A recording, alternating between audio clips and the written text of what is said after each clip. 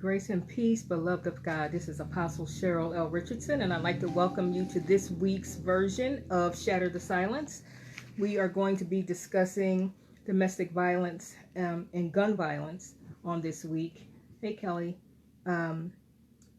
We've had some interesting topics, I believe, over the past few weeks. The first week we did an overview regarding domestic violence just overall. There's so many layers to this topic. And then the next week we talked about safety planning. We spoke and discussed the topic, are you a flying monkey? Then the next week we discussed men are victims too. And last week we talked about when domestic violence in the workplace converge, when they find themselves in the same area or whatever. Hey, Rosalind, hello. Hello, everyone. And so, we're grateful to the Lord for what he is doing. He's really given us a burden regarding domestic violence because it has like a stranglehold on his church. And frankly, the Lord wants his church back. He's not really happy with the condition we've allowed it to devolve into. So we're scheduled to have a guest on. I'm waiting for him to pop up here so that I can add him. But we're going to have a guest. And so I just want to say that we talked about workplace violence last week, right, on Thursday. And then the mass shooting occurred in Virginia Beach, Virginia, the following afternoon at like 4 p.m. And, I just want to stress to you all that when the Lord gives us something, first of all, when we decide what our topics are going to be from week to week, we are doing what the Lord has directed us to do in terms of what to talk about. We're not pulling topics out of a hat. We're not, asking anybody else what they think we need to talk about. We spend a lot of time in prayer with the Lord. We ask for his direction and for his guidance because we believe, we know, and we understand that he knows exactly what we have need of at any given time. Hey, Kate. Hey, Minister Gamble. So when these topics are announced, they are as instructed by the Lord. Okay, so I just want to make that clear. I have nothing to do with it. I get to discuss what he tells me to discuss, and I get to pray about what he tells me to pray about, and I just do what I'm told, okay? I just do as I'm told. So the first week we did an overview, then we talked about safety planning, and that video has gotten over 22,000 views worldwide, and we thank God for that. We talked about, are you a flying monkey? One thing about addressing any topic, discussing anything, being a force in terms of making a change regarding the topic is doing an introspection, right? And asking yourself, am I a part of this problem? If so, how am I contributing to the problem?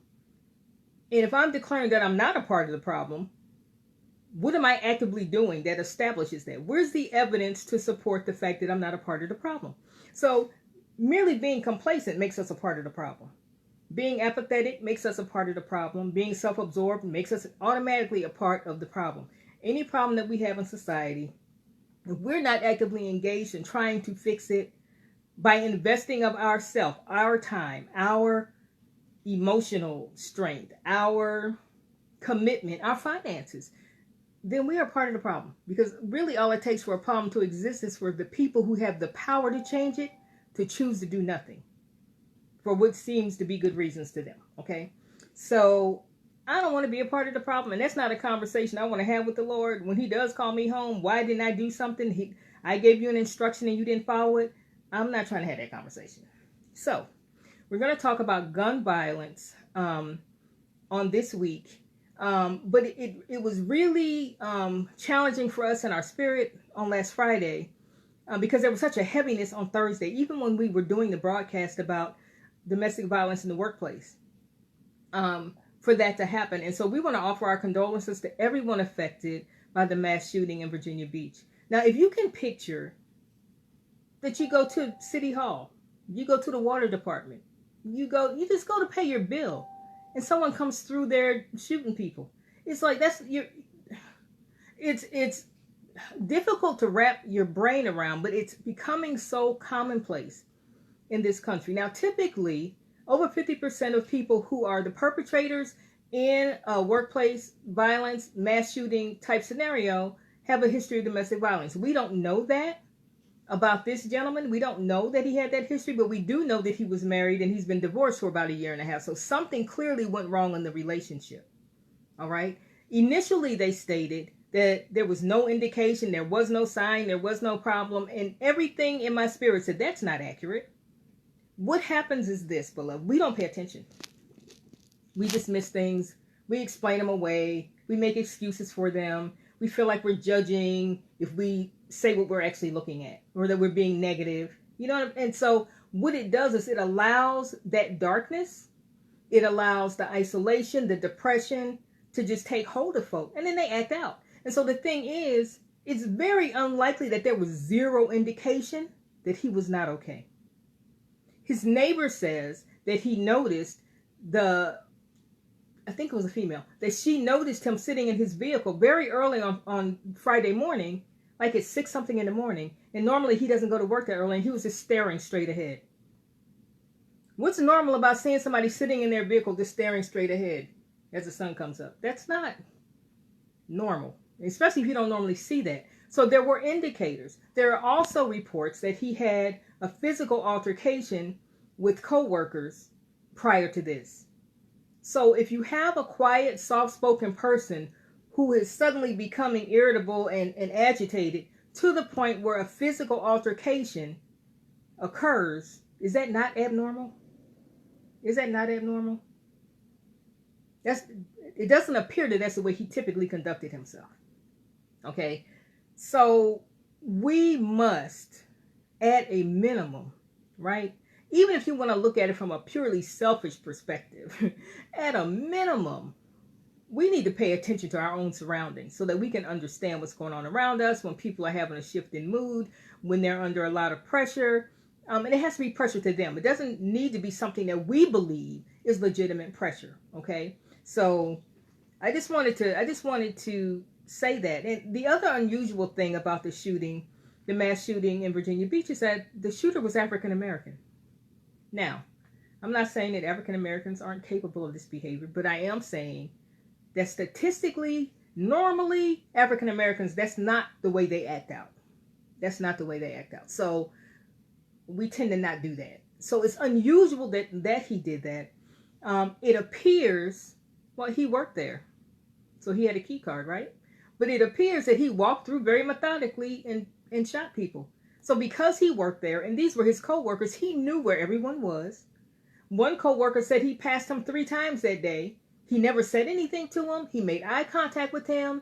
He had the gun in his hand. The co-worker thought they were in a drill and that he was supposed to be the bad guy in the drill, or he was supposed to be a good guy looking for the bad guy. Never occurred to him that this guy was getting ready to shoot up the building.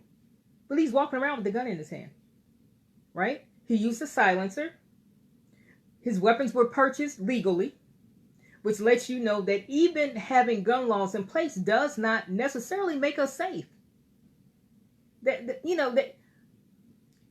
when you look at background checks, right? And I'm a gun owner. I'm a veteran. I'm not afraid of guns. I'm not. Okay, so, and yes, I'm an apostle with a firearm. I sure am.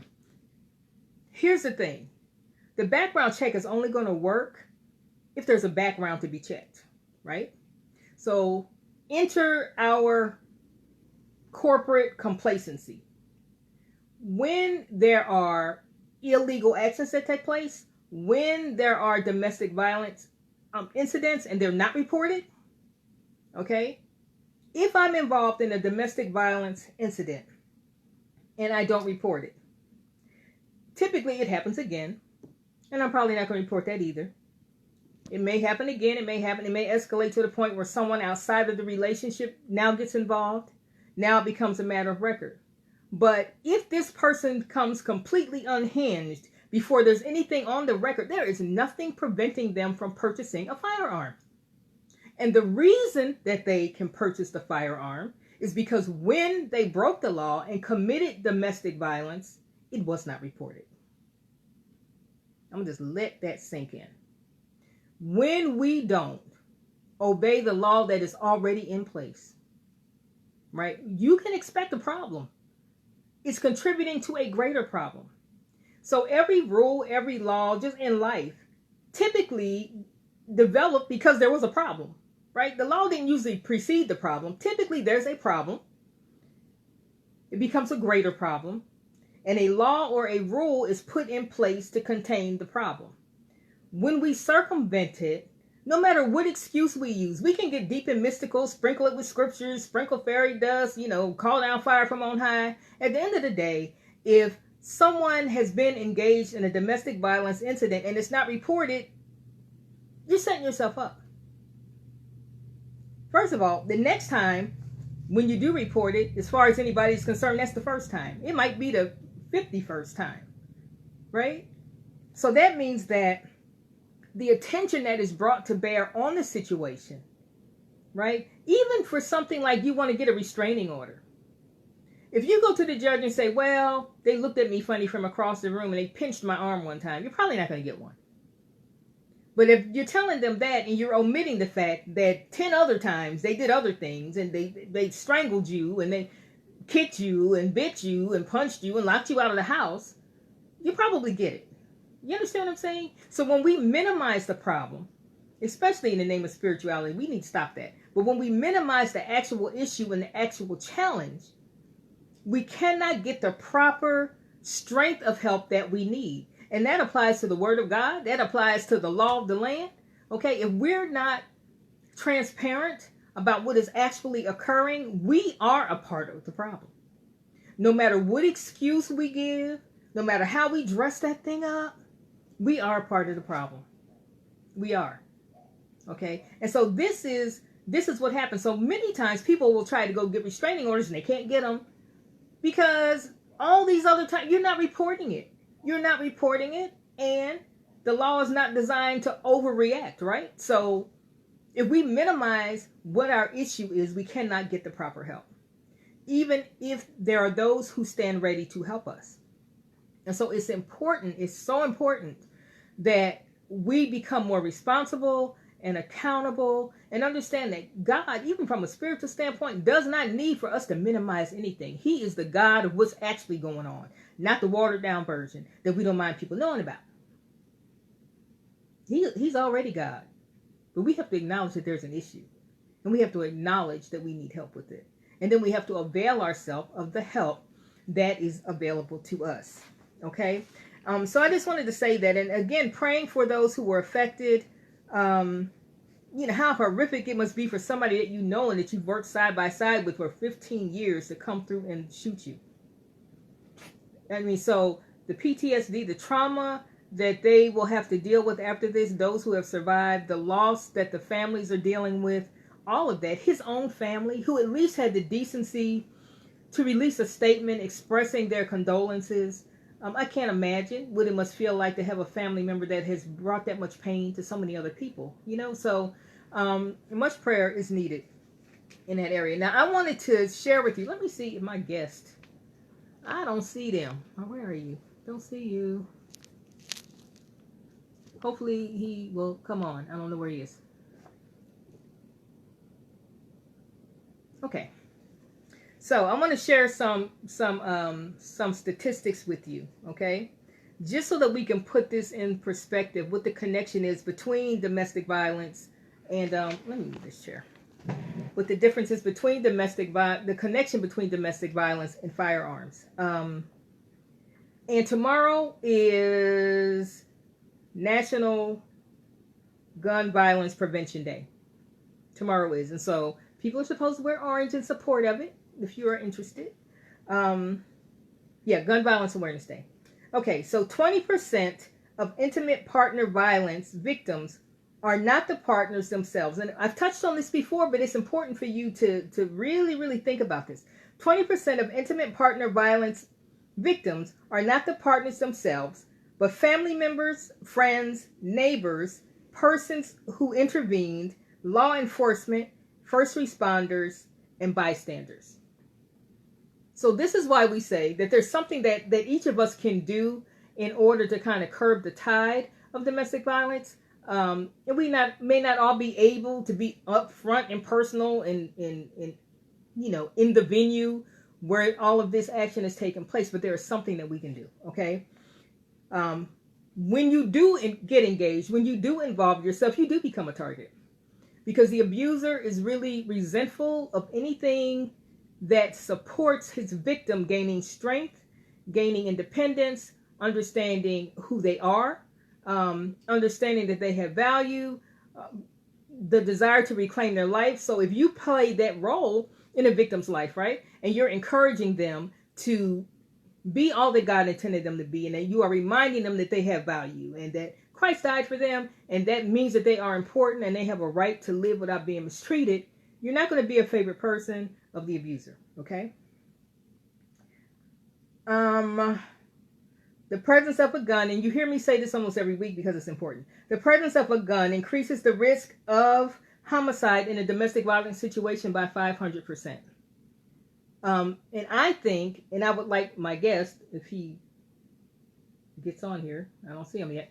I think it's because guns create distance. You don't have to be very, very close to a victim to use it, to execute a homicide. It creates distance. It just does. And most other means of homicide would require that you get closer, make eye contact, whatever. So it's impersonal. It's very impersonal, and I think it makes it easier. And it's a one or two steps and you can execute it, so it's not a complicated thing. It's not something you have to think about. You don't have to get close. You don't have to maneuver or anything like that. The FBI defines a mass shooting as an incident where 4 or more, not including the suspect, are killed.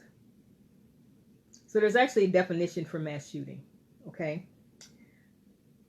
Data refutes the idea. This is important because I've heard this before, that if guns are not available, the abuser will simply use another means to commit the homicide. And so the data does not support that statement. And again, I think it's because guns are so impersonal. They're so impersonal. And it's easy to use when you're angry, when you're raging, when you're being irrational. And so I think that's probably has a whole lot to do with it. When it comes to gun violence against women, now listen to this. The U.S. is the most dangerous country in the developed world. The U.S. is the most dangerous country in the developed world when it comes to gun violence against women. There's something wrong with that. There's something wrong with that, okay?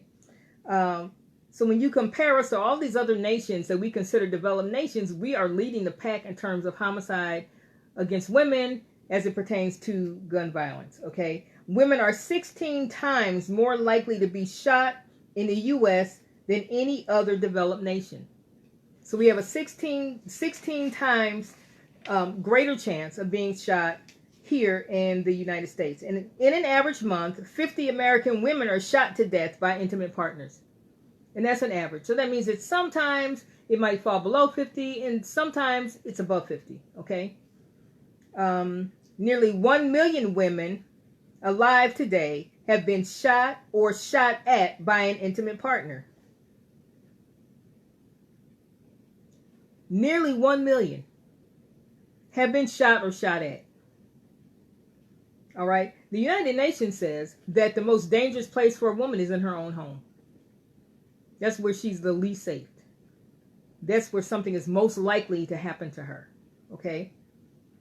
About 4.5 million American women alive today have been threatened with a gun by an intimate partner. So we're not even talking about shot or shot at. We're talking about aside from the nearly 1 million that we referenced a few minutes ago, that about 4.5 million American women have been threatened with a gun by an intimate partner. 1 in 7 unlawful gun buyers, 1 in 7 unlawful gun purchases were stopped by federal background check. Okay, 1 in 7 of those is a domestic abuser. 1 in 7 of the background checks that don't go through, that allow people to purchase firearms, 1 out of every 7 is a domestic abuser. Now, that takes us full circle to my original contention that if you are involved in a domestic violence situation and you do not report it, then there is no background to be checked. There's no background to be checked. So, if you're involved in a domestic violence situation and you don't report it, you really are contributing to maybe not your own problem if you decide to develop a viable safety plan and exit, but you are contributing to the next person's problem because there's nothing keeping them from buying a firearm. Right? Now, is it impossible to get one? No. You go to someone that's, selling it illegally and you can buy it, but that's a whole lot of extra steps. And it allows some time to calm down, to rethink, decide it's not worth it or whatever. It's not so readily accessible. All right. So having the laws in place where backgrounds have to be checked, actually, it's like having a speed bump. It's like having a speed bump where you have to slow down or you damage yourself. So it gives them time to stop and process and think if there's any chance at all of them changing directions. But if you are a victim and you're not reporting it, even if you do get out, you've set up the next person. Because they don't have a history. They have no history. And even if this next person wants to do a background check, there's no background to be checked because you didn't report it. So it kind of goes full circle to that whole selfish mindset that we can develop when we find ourselves in an unhealthy position. Okay, it's important for me as a victim to get out, but is it not also important that I not pave the way for someone else to become a victim? Don't I have some responsibility for that? I know this person is a criminal. I know this person is capable of killing someone, strangling someone, threatening their life, punching them in the face or whatever, and I don't say anything at all. So I'm leaving him or her out there roaming free, right? Roaming free to do what they wish. So even if the next person is responsible, right, and they don't have rose-colored glasses and they say, you know what, I'm going to do a background check because there's just too much. There's too much going on in society today. There's no background to be checked because you, as the current victim, didn't report anything. So that's really like empowering them to continue to hurt people. God wants us to be more responsible and more accountable and more engaged in caring for one another. We're supposed to take care of each other while we're here, right? We're supposed to help each other. We're not supposed to contribute to the downfall of the person that comes behind us or the people that are around us, all right? So I just want to really emphasize that.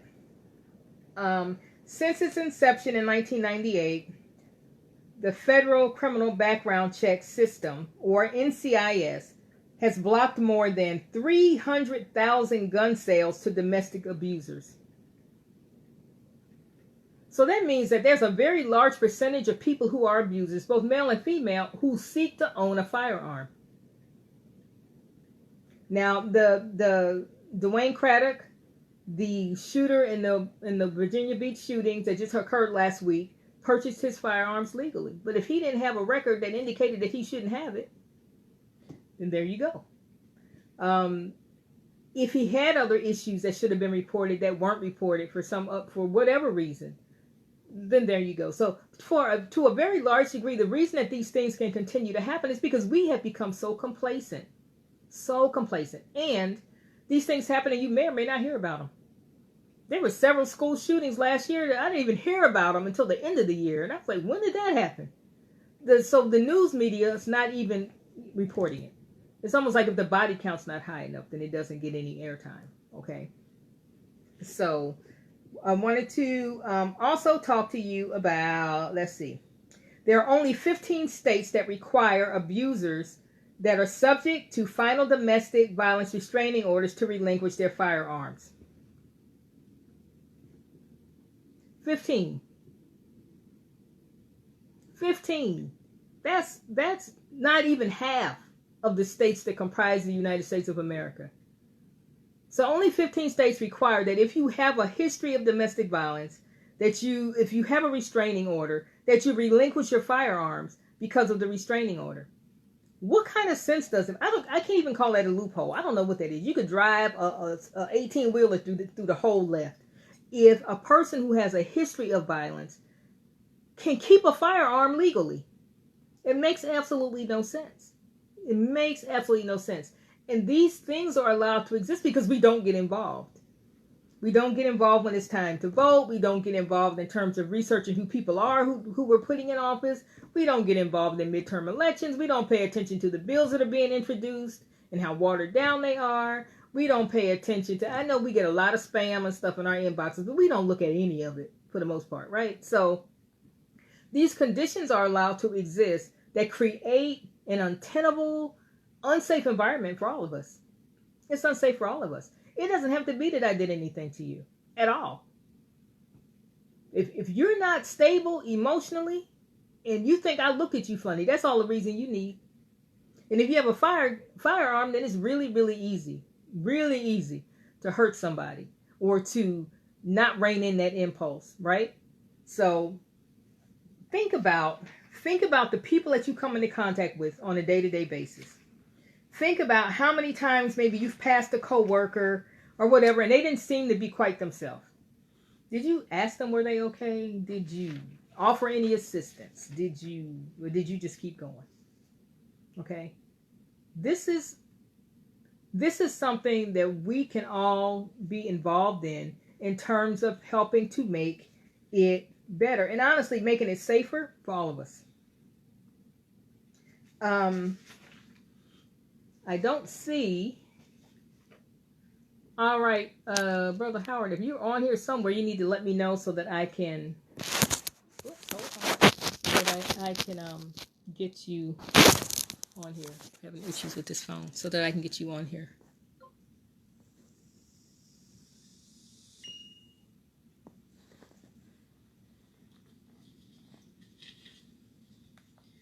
All right, so I seem to have lost everybody on the Line of Judah page, but hang on because I'm going to come back.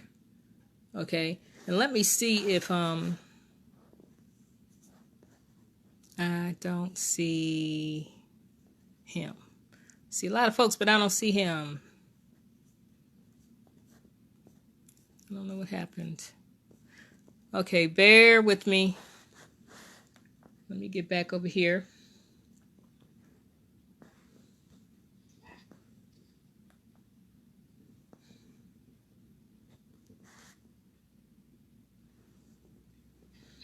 Did anyone have any questions or any comments regarding what we've talked about so far?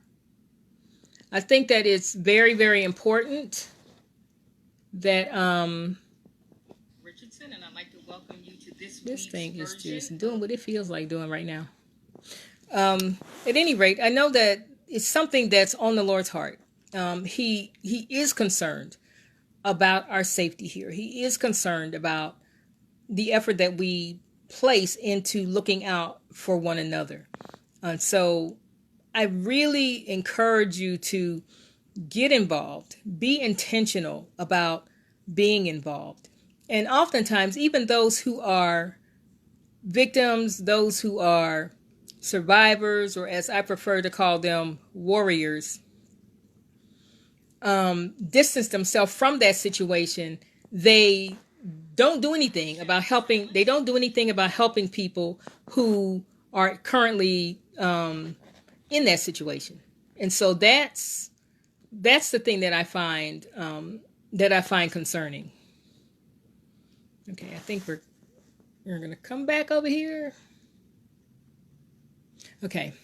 So that's the thing that I find concerning, that once we are free, we forget about those who are not free. We forget that we've learned things that might be really beneficial to them, that can help them to be encouraged and to discover who they really are, in Christ, and understand that they have value, and be reminded that they are important and that they have a purpose and a destiny, and that the plan that the Lord has for their life is amazing. And when you are ensnared in anything, bound by anything, you need to be reminded of that, because you've lost sight of that if you've allowed yourself to become bound up, right? So we have a closed Facebook group that we just launched a few days ago. Launched it, I think, on the 28th or the 29th. Our direction was to have it launched by the 1st of June, and so we've done that. I really don't want it to grow to be like thousands and thousands and thousands of people, because I want to be able to ensure that it's a safe place and that people can share. But what I'm noticing is people are coming and they're looking around and nobody's saying anything. And what you need to know is you have to exercise muscles in order to use them appropriately, in order to be able to maximize the purpose for which you were provided the muscle in the first place. So coming into the page, reading what other folk are saying and not saying anything is like you're mooching and you're not contributing. And so the way deliverance works is a give and take. It involves synergy. It involves energy that is shared in covenant, because everyone in the group is in agreement. They have to agree to certain things. They have to agree to respect the privacy of the other group members. They have to agree not to share anything outside of the group, etc., etc. But this mindset that we have, that we can just show up and look around, spy out the land, and then go back to our cave, makes us useless to God, frankly. I mean, he can't use us like that. Who are we helping beside ourselves, right? So I encourage you to seek to join the group. I'm scrutinizing, okay? Because again, it needs to be a safe place for everyone that's involved. But the expectation is that you will give as well as take, okay? And not just get overweight in the realm of the spirit, absorbing all of this information and all this knowledge and not extending a hand to anyone. And so we can start by sharing our own story. Share your story. Share your story. If you're still in the throes of domestic violence and you need help and assistance and guidance and support, say something. Say something. We cannot get delivered and we cannot get set free with our mouth closed. You can be at the altar. If you don't express to God what you need, you will leave with that same batch of problems that you came in the door with. So after the benediction, you can pack up your problems and take them back home with you, because you've not asked him for help, okay? So we have got to intentionally be engaged in being delivered and being able to be who God has intended for us to be. We've got to shake off this complacency. Shake it off. Shake off the complacency, right? And help each other. Be accountable. Be accountable, okay? Purpose in your heart that you're going to help someone besides yourself. Sacrifice, all right? Now, if anybody's interested in giving, I'm proud of myself for remembering to say this right now. Our Cash App is Judah's Roar, JUDAHROARRR. All right. And our PayPal is paypal.me/Judah's Roar. You can check our Facebook page or whatever for that information as well. And any seed that you give will absolutely help us to continue to expand this ministry and to reach more and more people. Right now we have a global reach. We have many viewers from Kenya, Ghana, South Africa, and even Pakistan at this time. So, we're grateful to God for how he has blessed us, but we want to continue to reach people because this is a global problem. The United Nations Secretary General referred to it as a global pandemic. So it's a humongous problem around the world. But it's just shocking that with us being a developed country, we're supposed to be all of that. And women aren't safe here, especially at home. It's just a shocking bit of information to have. Okay. Now, if you are currently ensnared in the throes of domestic violence and you need emergency help, you need to hit 911. Okay. Inboxing me, I can't get to you. You can inbox me and I can get on that altar, and I know God hears me. There's no doubt in my mind about that. Okay. But look at our page also for resources. We have resources there that you may be able to use, that you may find helpful. The key thing that we wanted you to take away with you tonight is just how prevalent the gun violence is. And that even when we have these mass shootings, that there's more than a 50% chance that the shooter has had domestic violent issues in their own home, with their own family members, with their own loved ones. Okay. And so this is all interconnected. And again, the reason that this problem can exist the way it does is because of the complacency and the apathy that we demonstrate, especially here in the United States. Okay. And so we need to be intentional and be more involved. We need to open our mouths when we are concerned about things. Going back to the shooter in Virginia Beach, there were conflicting reports. There was one report that he sent an email resigning. So you can tell he wasn't thinking. He sent an email resigning, giving his 2 weeks resignation that morning, right? At 9:30. And then at 4:00 he was killing everybody. So it's said that it was because he had had that physical altercation with coworkers, and he was anticipating some disciplinary action. But what rational person sends a letter saying I'm resigning and my last day will be June whatever if I plan for everybody to be dead by then? So you can see that there's a disconnect even in the thought process at that point. At the very least, there was a struggle regarding how he was going to manage what he was feeling, right?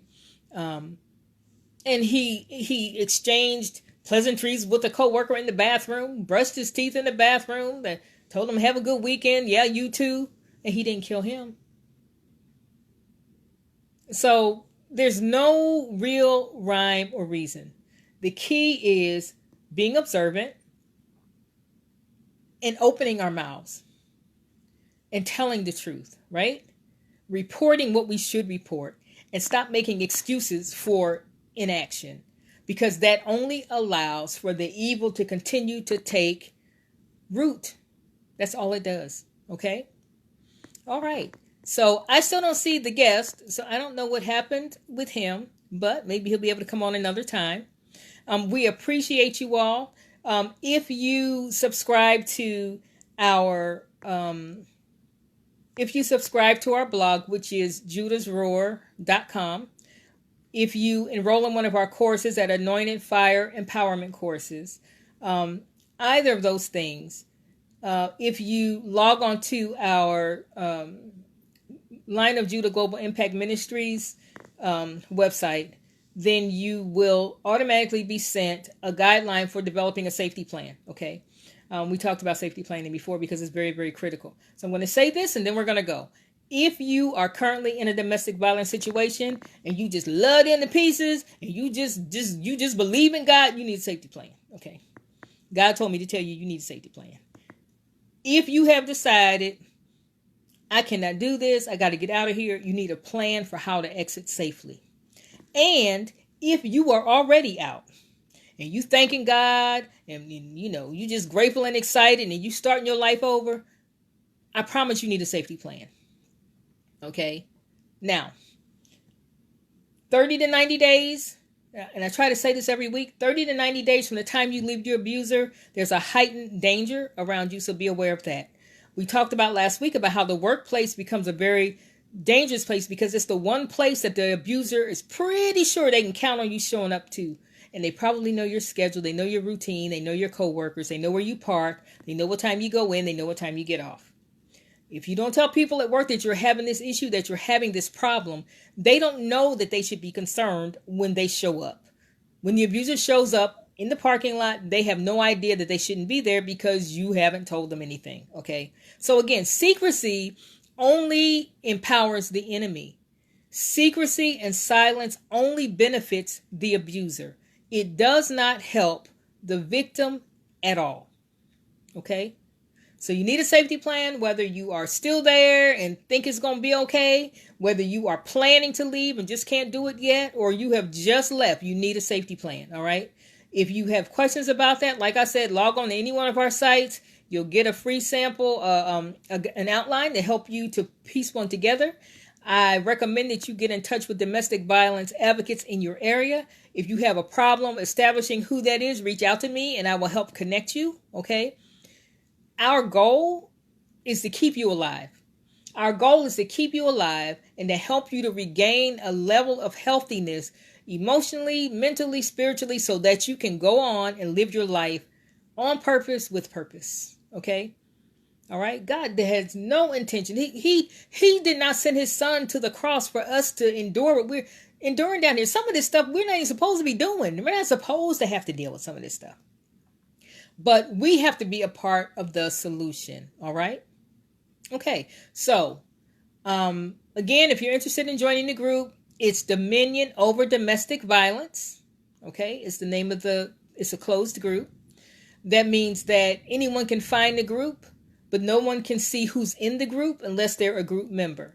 They can't see who's in the group, and they cannot see what group members have posted. All right. So it's a safe place. I encourage you, though, to make use of the safe place. You know, with every temptation, with every hardship that we encounter, God provides us a way of escape. He's promised that, and he cannot lie. So we have a way of escape. We need to utilize it. We need to utilize it. We need to be intentional. Okay.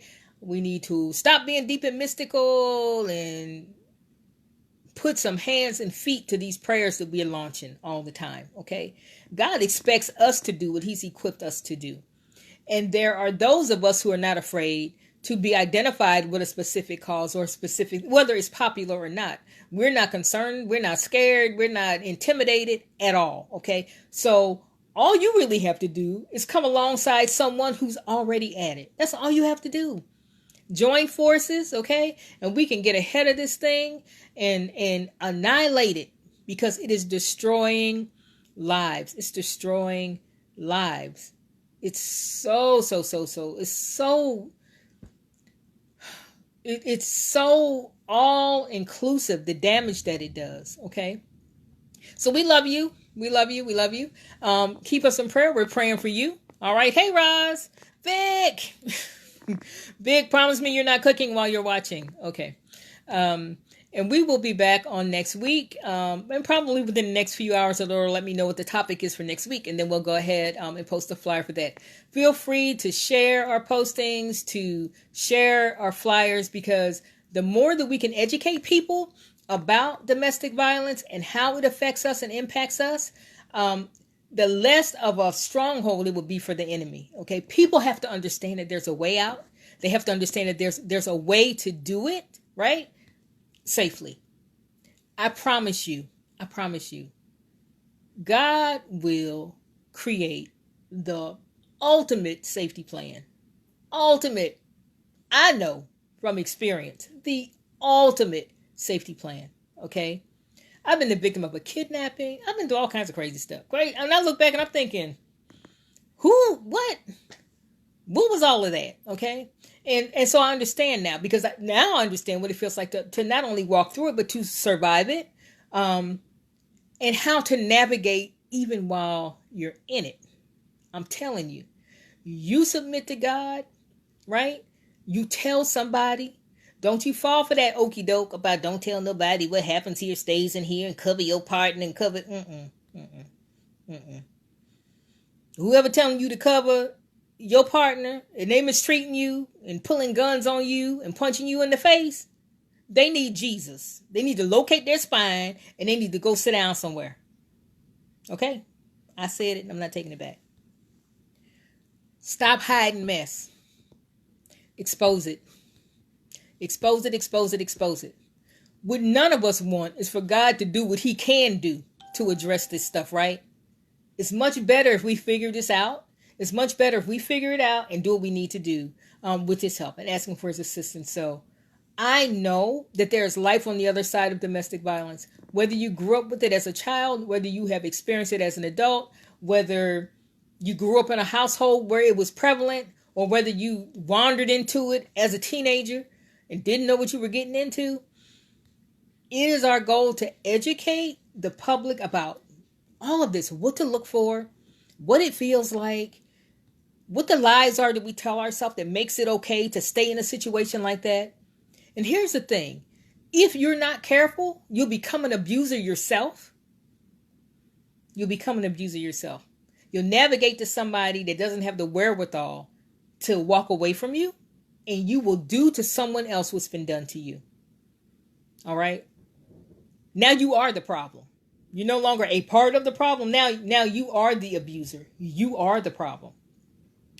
The longer you stay in a domestic violence situation, the sicker you both get. You can only stay if you're sick. Healthy people don't stay. Healthy people don't stay. So every time you make an excuse to stay, right, you're getting sicker and sicker. And at some point, you don't even recognize that you need to get out.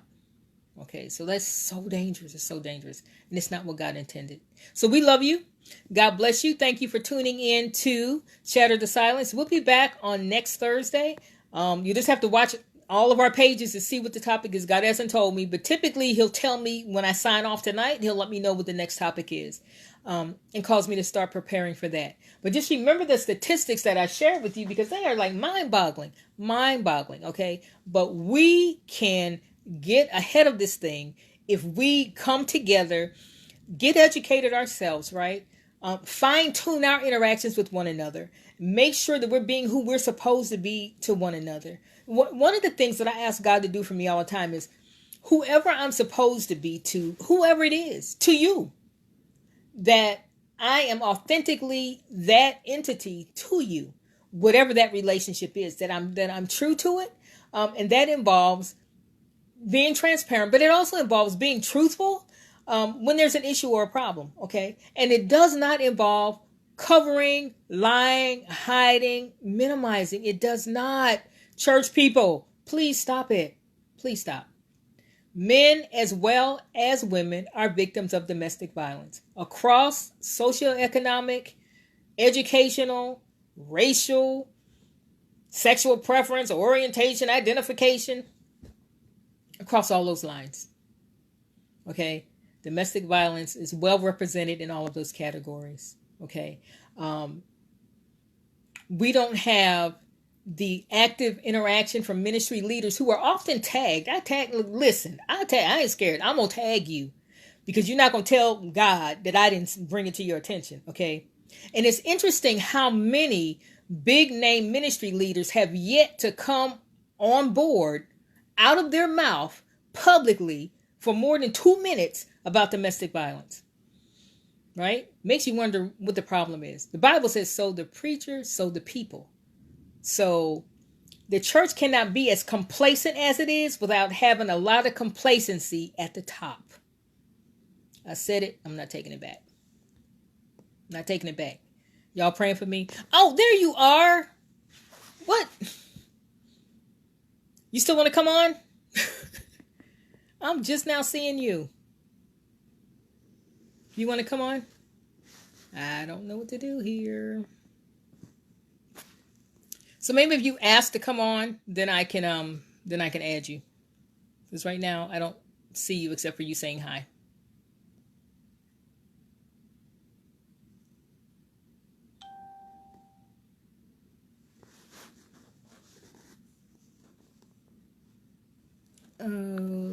Okay, let me see. I'm going to put you on the spot if I can find you on here. There you are. Okay, so I just sent you an invitation.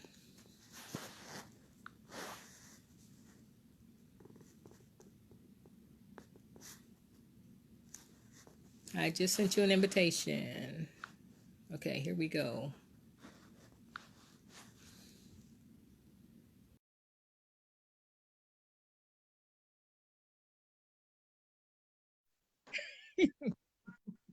Hey, there you are. Hello, Hey, how are you? I'm good and you? I'm fine. I'm fine. So, you all know to expect anything, right? Dealing with me. We gonna just roll this way. So now we got them on camera. Tell us a little bit about yourself. We've been talking about guns and domestic violence. I'm not sure how long you've been listening. So tell us a little bit about yourself, and what your thoughts are concerning the connection between those two things. Okay, well, first of all, I'm Daryl Howard, and I've worked in law enforcement for the past 25 years, in the court setting, not on the streets, but in the courts. And I am a CPL instructor, have been since 2011. Mm-hmm. And through the course of my life, my work, I've seen a lot of domestic violence cases, from child abuse to men beating their women or wives and vice versa. There's Mm-hmm. been so many situations involving guns, and even more now because uh, the element has changed. Right. Um, we have a lot of young men nowadays who use guns to abuse their women. And Mm-hmm. the reason for that is I really just don't know. I think it's the generation, that we're Mm-hmm. dealing with now. And more so, a lot of those young men and even young women are using guns or some type of weapon, knives and sticks, to abuse. And some people even now use those things against their children. Right. So guns have become a big part of domestic violence situations. Um, I'm thinking of a situation years ago, uh, even before I got into my field. There was a young lady who was a relative of a friend of mine, and her boyfriend always used a gun to control her. Mm-hmm. Um, and I've had several conversations with him about it, and he was like, "That's the only way I can get her to do what I want her to do." And my thought was, my question to him was, why would you want a woman like that? Mm-hmm. Why would you, want to use a firearm? What if accidentally shoot her one day? Oh, I would never Right. do that. But you're using it as a tool to control her, So Mm-hmm. there's a lot of people nowadays using uh, guns and other deadly weapons to control or use to manipulate and abuse the people that they say that they love for one reason or another. Right. Right. That is one of the things that I did learn in my research. That many abusers do use it to manipulate and to control, even though they say they have no intention of using it. The problem becomes that when things become heated, right? If it's Hmm. there, the likelihood that it's going to be used is so great that it's almost a miracle if a homicide doesn't happen, Right. especially if they've been playing around with that, playing with that, because by its nature, domestic violence, it's an escalation. That's how the cycle goes. And there's a point at which maybe me just waving the gun at you doesn't bring the same satisfaction as maybe putting it right in your face or clicking it. You know what I mean? So it's a very, Right. very slippery slope once that firearm is produced. What advice would you give someone who is maybe in a domestic violence situation that may be considering purchasing a handgun or a firearm? Well, first of all, if they're the victim, one thing Mm-hmm. that they need to make sure is that they have made police reports, that they have records to show that they're in an abusive relationship. Sometimes people say just go and get a gun, but you've never Mm-hmm. reported the situation. You never reported the abuse. So in the event that you do go and purchase a firearm and you do get into a situation and you use that firearm in deadly force, you have nothing to back you. Right. Um, Right. we had a case here just a few years ago where this young lady shot her, they were out, and she shot and killed her boyfriend.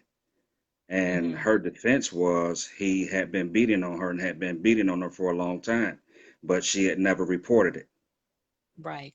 So she wound Right. up, you know, from what I remember, the charges got reduced from murder, but she still had to do some time. Mm-hmm. So you want to make sure that you have all of your ducks in a row. You want to make sure you get proper training, and you want to make sure that you get away. Don't stay in a relationship and just go buy a firearm and then, next time he tries that, I'm gonna kill him. that's not the way to go. Right. You Right. need to make preparations to get away, and if he's still pursuing or she's still pursuing you to harm you, or have made threats to harm you or to kill you, then you want to make sure you do the right thing legally. You know, Right. I've had people in my classes, and that was one of the questions that arose, and one woman said that she was leaving, and she wanted something to defend herself if he did come after her. But the good Mm-hmm. thing about what she had done, she had documentation.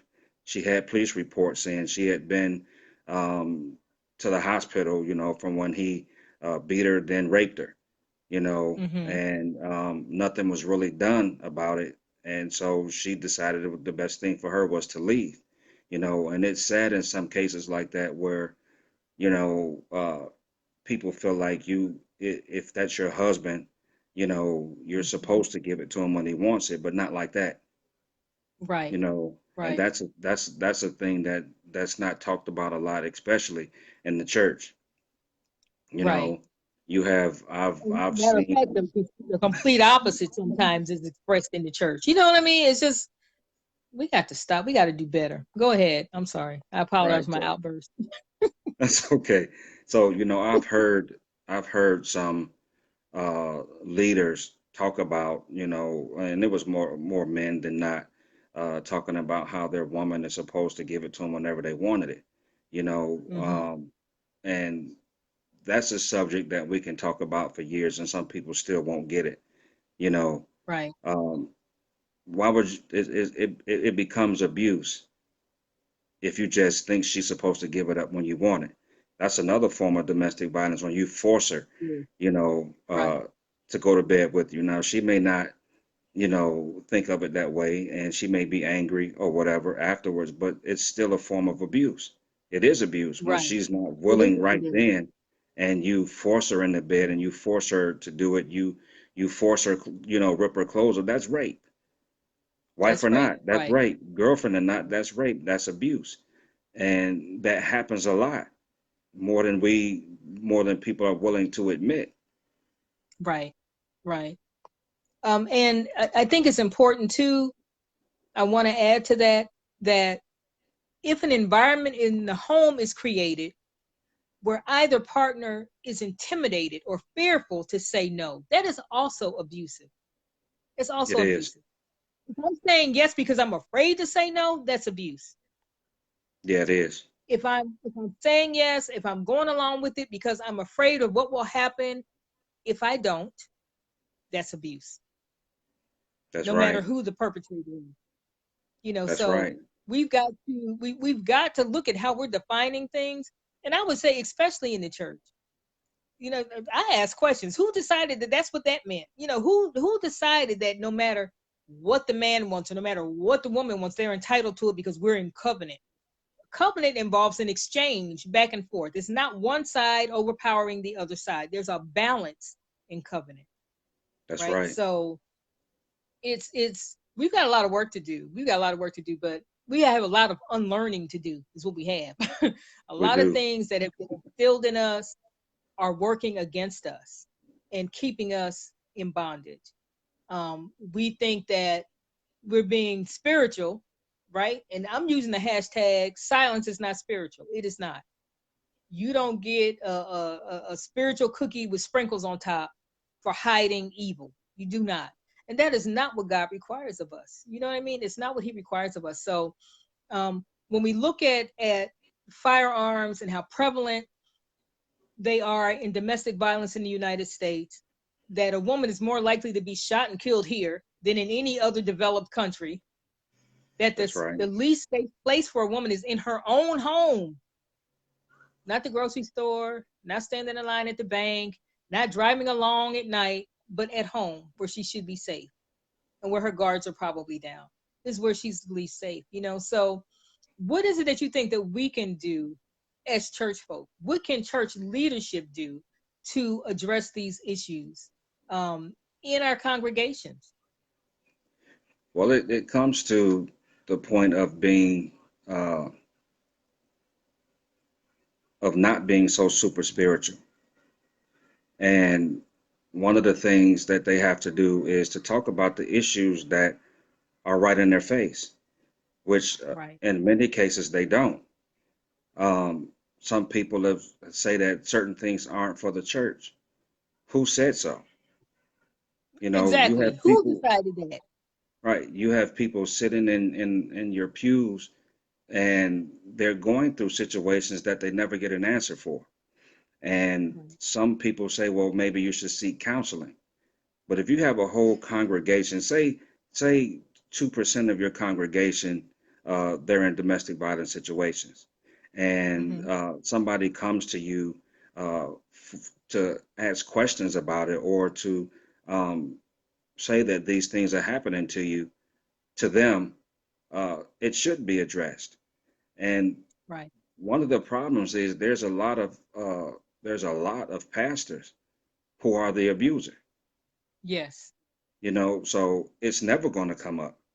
you know It's not you gonna have come up. you have people who hold positions and they're well liked in the church Mm-hmm. who abuse. It may Mm-hmm. not be physically, it could be Right. emotionally, it could be verbally, it could be sexually, Mm-hmm. and that abuse uh, goes unchecked. So what needs to happen is and somebody needs to stand up. Somebody needs to be a little bit more transparent and honest about what's going on in their surroundings. You know, Right. I uh I ministered at a church years ago that my mother used to attend when she was here, and I talked about sexual abuse, but it was molestation and stuff like that towards children. And Mm-hmm. sometimes, single mothers, and they have to leave their children with a family member while they go to work. And what I mentioned was if your child's behavior has changed and Mm-hmm. they don't want to go to that family member's house anymore, you need to investigate. Something's happening. And sometimes it's not Right. always sexually, but they could be just simply being mistreated, you know, uh, Mm-hmm. or physically abused in this person's Right. home while you're away at work. And uh, some parents are the same as they've been, when I was growing up. You speak when you're spoken to, Right. and one thing I'll say this: my father, uh, I got a whooping from my father once because I told on the babysitter. Mm-hmm. And because she was the adult, I had no right to stand up for myself when she was mistreating me. Right. So that still happens today. It does. So people just need to start taking a stand. Stop being afraid to speak. Stop being Right. afraid to confide in somebody. And there's also a thing with certain people who they said, just pray and I'm gonna pray for you. That's not good enough. you know and if we look biblically, when people prayed, they received an answer from God. They received instructions from God on what to Mm-hmm. do. We don't just Right. pray and then hope something happens. No, you get the instruction from God and you walk it down, you know in order for things to change. Right. And so somebody has to take a stand. Maybe somebody from the outside needs to come in and do some awareness teaching in churches. Right. You know, Mm-hmm. but the leaders have to accept it. Right. You know, Right. we gotta make provision for people. We have to inform people. We have to get the word out that there's help. That you can get away. You can survive. You You know, can survive. and you can also recover. That's it. But we That's have to it. take that initial step first. Right. If Right. if Right. nobody, go ahead. Well, I'm just thinking, and again, I think that any change that we bring to others, it starts first with us, right? with self-examination and being honest with ourselves and being honest before God about how we have failed to do it. Because if we're Right. not addressing the needs of the people who are assigned to our voices, especially those of us in leadership positions, God is not pleased with what we're doing down here because we're not taking care of what He's given to us to care for. You know what I mean? It's like, I feel like I don't have a right. Once He has anointed me to do a thing, I don't have a right to not share it. I don't have a right not to be there for you. I don't have a right not to be a support. I don't have a right to do that. If I feel that I have a right to do that, I need to stop acting like I'm a leader and go sit down somewhere and be scared in the back because I'm useless to God if He cannot send me and expect that I'm going to produce, that I'm going to follow His instruction, as you said. Um, and the other thing is when you have a pastor or a leader who is abusive, there are always, I'm telling y'all, there are always indications. We have to stop being so self-absorbed. There are That's right. always indications. Always indications. If you think that's not true, you give me an example and I'll tell you what the red flags are. There's always an indication. We have to slow down enough and care enough about one another to pay attention. If I ask you how you are doing and you tell me fine, does your face know that you're fine? Does Right. your voice know that you're fine? You know what I'm saying? Are you looking like Right. something's wrong and telling me you're fine? Are you not looking at me at all and saying you're fine? Are you trying to hurry up and get away from me? Does your behavior change around certain people? You know what I'm saying? And Yeah. so you have to understand. I remember when I was in my situation, I know all kinds of people because I was in the military, right? So, and I was a commander and I had the largest unit on base. So people knew me and I didn't even know who they were. And I'm a hugger. So typically you meet me, I'm probably gonna hug you, unless you tell me you don't want to be hugged or something. That's my normal inclination is to hug. And I remember going to church one Sunday and getting this. People, I'm looking, I'm like, what are you doing? Like, why is everybody trying to shake my hand right now? I mean, everybody was trying to shake my Hmm. hand. People that I had known for years who'd always hugged me, shaking my hand. And then it dawned on me, this critter got people afraid to hug me. Yeah. If somebody comes to you, like, you understand what I'm saying? Because I was like, what? I know I'm not beefing with anybody. I'm certainly not beefing with everybody. Why is everybody trying to shake my hand today? Because he was very insidious, but he had people afraid. He had people afraid to interact with me, people afraid to look at me or whatever. And as crazy as that sounds, these are all church folk who fell headfirst into that simply because he demanded it. If someone comes to you and insists upon something is wrong with that, you understand what I'm saying? Not Yeah. one person said anything to me that interaction had happened. God had to show me what happened. Wow. So You there are know, indications all the time. You know what I'm saying? Indications all the time. If you have to come to me and tell me, well, you know what? When you talk to Ladero, you need to stay at 10 feet back. Something. Okay, what else is going on over there? Because that's weird. yeah. That's not normal. You know, That's not normal. you know, we had a young lady who worked for us at the court, and she was actually going through the process of becoming a police officer. Um, Saw her one day at the grocery store, and her husband was already on the job. So saw her at the grocery store, and when she saw me, she just started waving, where Mhm. he couldn't see for me not to say anything to her, Right. you know. So I thought that was strange, but a couple of days later at work, she said that her husband was real jealous and he didn't like her talking to other men, and Mhm. even at work he didn't want her to talk to anybody unless she had to. You don't talk to men at work. You talk to the female supervisors and stuff like that. Well, we were male dominant and he didn't want her Right. to. I mean, he would come to the door, and stand at the door and wait for her to come out, so um nobody would talk to her or make sure nobody was talking to her. Um, So she finally left and became a police officer, but a few years later, um, she was being charged with uh, murdering him because of the abuse, you Right. know, and many people had talked to her about it and was telling her, she needed to get out, and said she was afraid for herself and her kids. But there's so much help, and where we work, there's a lot of help, Mm-hmm. and so um, just the other day, you saw the news report. I think you reposted it about the police Mm-hmm. officer here who was killed in the domestic Yeah. violence situation. Yeah. That's You so know, so sad. so it's happening. It's happening everywhere. You know, and some people don't think that there's anything wrong with them. And then we have to go back to the people who grew up in abusive situations and they Mm-hmm. never received any help and never received any counseling. You know, Right.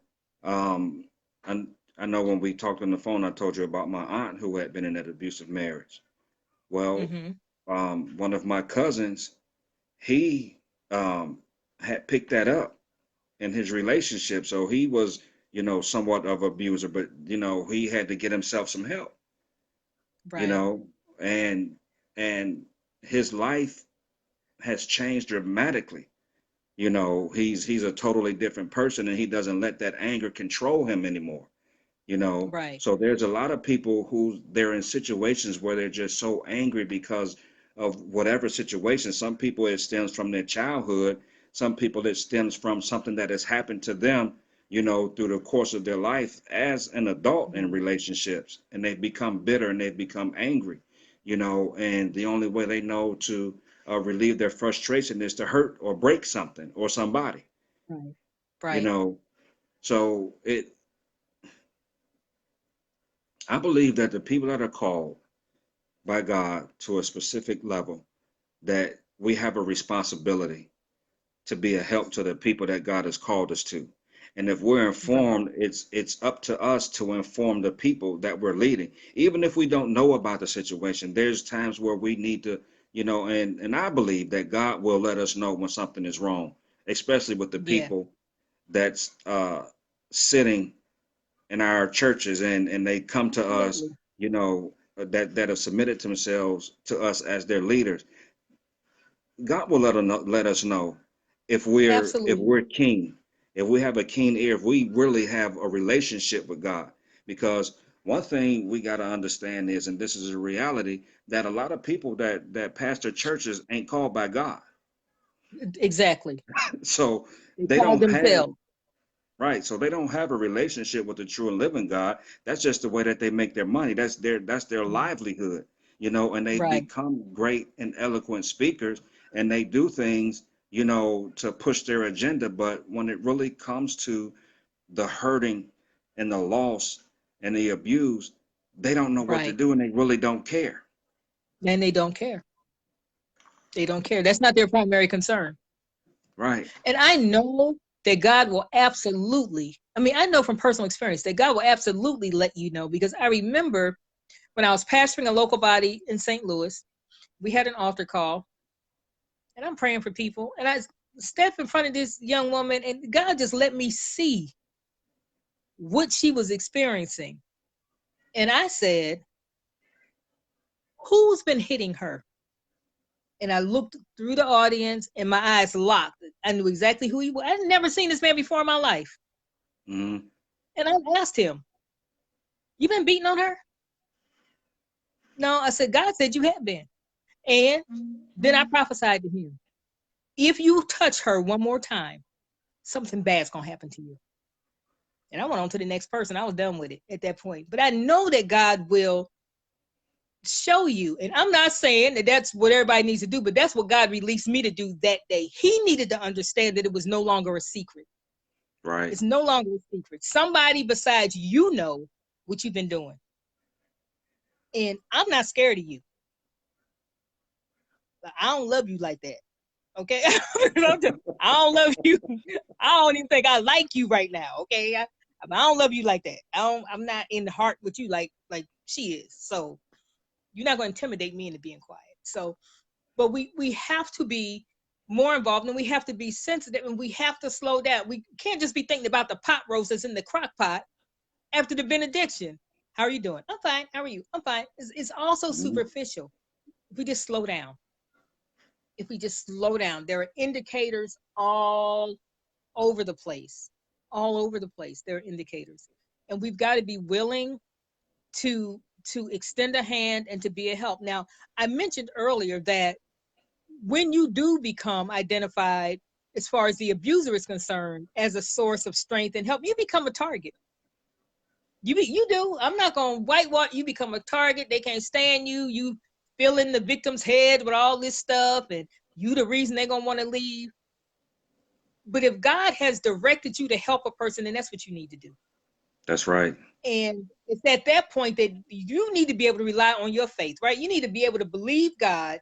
I tell anybody, if you're going to go after something, you need to be able to believe God for whatever is attached to the thing you're going after. Whatever consequences, whatever obstacles, you need to be willing to trust Him to keep you no matter what. That's No right. matter what. Yeah, And again, if we're not willing to do that, we're not leaders. I'm sorry. You where you leading me, you scared all the time.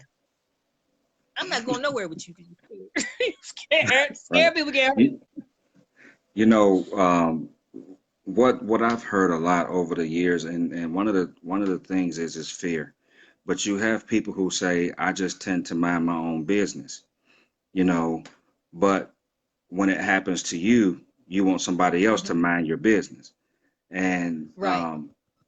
we have to let fear go in those situations, and then we have to really, Hmm. a lot of parents, to go back to the childhood thing, a lot of parents don't teach their children awareness, you know, Hmm. or how to pay attention to things. And it's one of the Right. things that I teach in my class is awareness, but you also need to be able to, sense when something is wrong, even in the workplace. Right. You Hmm. have to sense when something is wrong, and some people, they got their own situations going on, they got their own problems and issues or whatever, so they ain't trying to see what's going on with somebody else, um, but they want Hmm. everybody to help them you know that Right. has to change, especially if you say you care about people, or you have a friend at work, or you notice that somebody is always in a certain kind of way, kind of like wrapped up in the shell. Right. They stay to Right. themselves, and they're always covered up, because Right. physical abuse doesn't always show up in the face, you know. Right. So abuse comes in different forms, but the person who's being abused will show you Hmm. some kind of way that something is going on with them. Even the abusers talk Right. about certain things, and they have a certain attitude about things, and Right. that'll let you Right. know that something is wrong in those Right. situations. Right. And some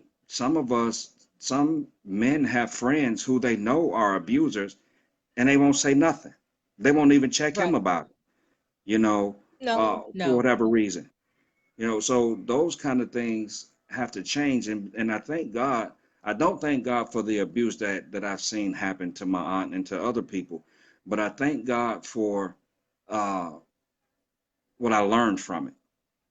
Hmm. You know, um, I can't stand an abuser. You Right. know, sometimes people, really need help, you Hmm. know, um, and because of what they've gone through. I mean, it's just like sexual abuse. You have people who have been molested as children, and they grow up to be molesters, you Right. know. So the cycle has to be broken, and the person who is the abuser has to, take a stand themselves and say no more. Right. You Right. know, um, we want to society wants to chalk things up as just them having, a sickness or an illness. But when we get to a certain age, or we get to a certain level in life, we have to become adults and mature and stand up and say, okay, I can't do this anymore. Right. You know, Even women who are in relationships, who are afraid to say something, they got to take a stand, especially if they have children. If not for their Especially own for life, children. for the life of their children, because your sons and your daughters are learning that behavior and they're going to act it Hmm. out. There's women today who believe that a man who doesn't beat them doesn't love them. Right. It's something wrong with that mentality, but that's all that they've seen and that's all that they've known. And, you know, in many cases, where the people come from, they never see anything different, Right. so people will say they don't know any better. But you got to know that if somebody's hurting you, if somebody's hurting your children, if somebody is making you afraid, that's not normal. No, it's not normal. And it's not normal that you're able to convince yourself to stay in it either. You know what I'm saying? And so, and Right. I referenced earlier that the person who is the abuser is sick emotionally, psychologically, and the person who stays in it and stays submitted to it is sick as well. And the only way that you can continue to sit in it is to get sicker, That's right. and then that trauma bond. And we'll talk about that in a future um, broadcast. But then that trauma bond becomes so intense. And in the church, we call it a soul tie. But anytime you have intense emotion, whether it's positive or negative, and all of that energy dispersed, it creates a bond. And the crazy thing is this: you'll get to a place where the victim actually craves the acceptance of the abuser. That's right. And so the cycle continues. The cycle continues. Now, Hmm. you said something that I think was really, really important. We know that God is able to heal, deliver, and set free from whatever it is that ails us. But I would say this to a victim who is in a situation where the domestic violence is escalating. I'm not talking about y'all argue because you burned the eggs or you burnt the toast. That's not what I'm talking about. I'm talking about an abusive situation.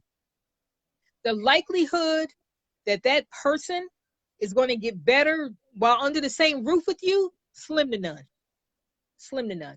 Because you That's right. represent someone that they've already burst through all your doggone boundaries. You don't have any boundaries as far as they are concerned. You don't have a boundary that they feel compelled to respect. And so for you to stay because they're in counseling, and I'll go so far as to say this, they're in counseling with their pastor. Here's a question: what makes their pastor qualified to even go there? The fact that they're a pastor? I Right. think not. I think Right. not. I think not. People have gotten horrible. I'm telling you, half of the momentum for everything I do today is the horrible advice that I've been subjected to back there. It's horrible. Right. Oh my God. Horrible advice. Like, I was a baby Christian and some of that stuff I recognized then it was bad advice. I'm like, why are y'all telling people this? This makes no sense. So everybody that says that they're a pastor, apostle, or whether is not even qualified to address what they're addressing. They're Yeah, not because qualified to address what they're addressing. one thing And is they're you looking don't for have. somebody that's qualified. Right, because here's the thing, just because a person is in a leadership position doesn't mean that they have knowledge of everything that you'll deal Right. with. Right. And there's people who that's their craft, that's what they do. What we need to do is be informed enough or have relationships with organizations and people who are qualified so Right. that we can send, people who are in those types of situations to get help. You know, Right. um, you got some people, their method of help is to go and get rid of the person, you Right. know, but Right. even in that, the person that's being abused still needs help. They still need deliverance. They still need to be able to trust again. Still need to be able to love again. They need to be free from the fear that they've been living with for so long. Right. And there's what people don't realize, there's so much help today, There because is so domestic much. There violence is. is one of the main killers of women. Right. And now it's a ever growing situation for children, with mothers killing their children for one reason or another, or a mother killing their children because you know, they're taking attention away from the man Right.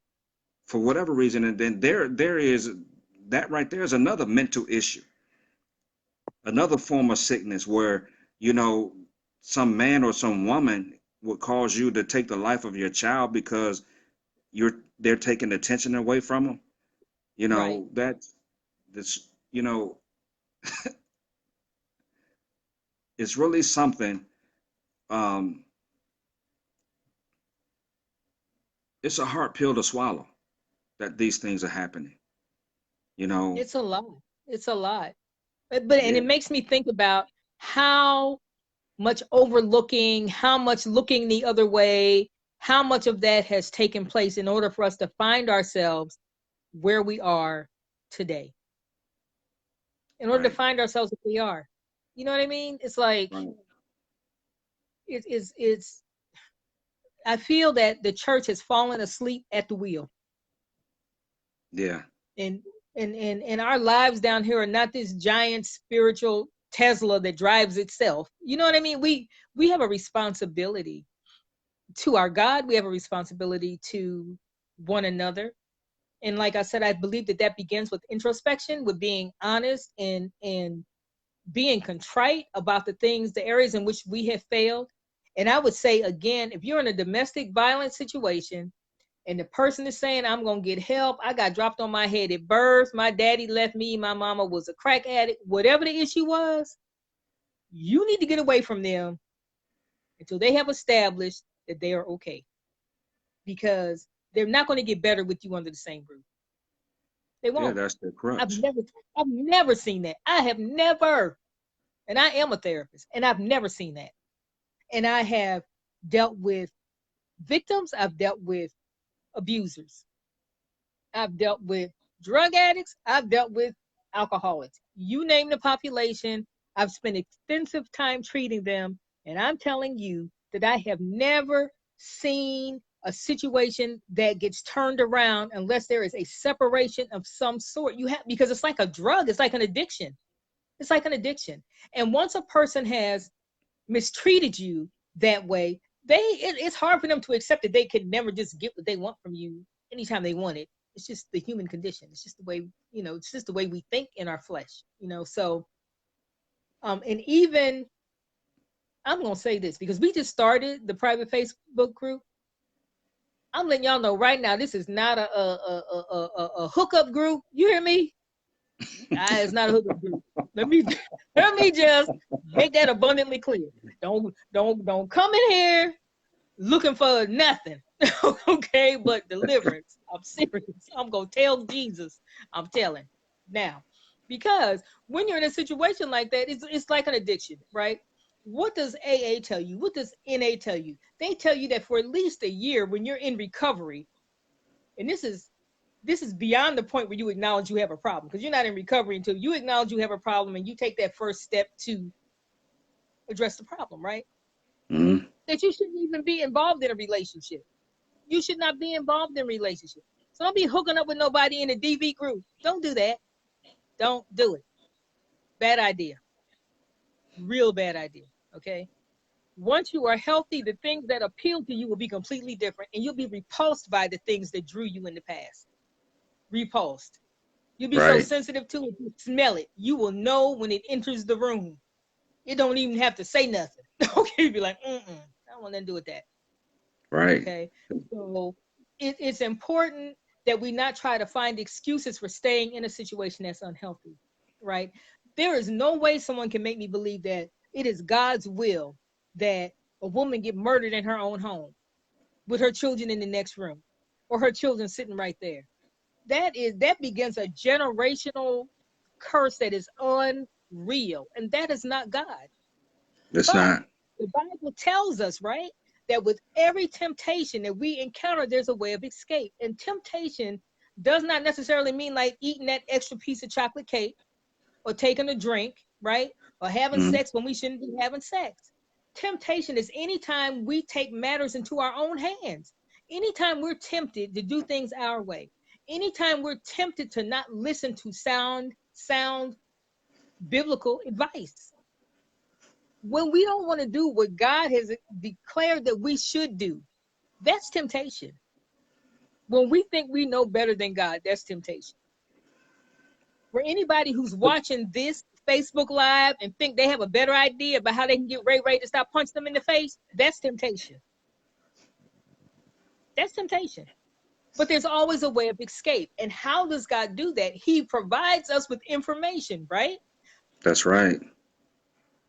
What did he say in Hosea? My people are destroyed for lack of knowledge. And you all hear me say it all the time. We want to put a period there and go preach and hoop off that, but it's a semicolon. That means the other part is important too, because thou hast rejected knowledge. So it means that we are destroyed, and you can apply this to domestic violence situation prophetically. We are destroyed in these situations when education is provided to us, when information is provided to us, when wise counsel is provided to us, and we reject it, right? And we stay in it and we do it our way. That's when you get destroyed. That's when you get destroyed. If That's God right. shows you a way out, he will make a way for that thing. Listen, I'm gonna tell y'all one day. I was the victim of a kidnapping. You hear me? And it blows my mind when I think about it right now, because the things that I thought about doing when that whole thing went down, it was like the Holy Ghost was right in my ear. He said, "No, don't do that. Don't. There's nobody nearby to help you right now. Calm down. I'm not making this up. Just like I'm talking to you. Calm down," because I was hot. You hear me? I was hot. I was so mad. I was hot. I was like, you're not doing this to me. He said, tone it down. So then I toned it down, and several hours later, he said, now you're too calm. I'm telling you, God will talk to you. He's the master strategist. He said, you are too calm. He's going to be suspicious. So then I had to start acting up a little bit. You know what I'm saying? I'm serious. And that is how Hmm. I got away. And that's how I got away. But anything that I thought of doing was the wrong time to do what I was thinking.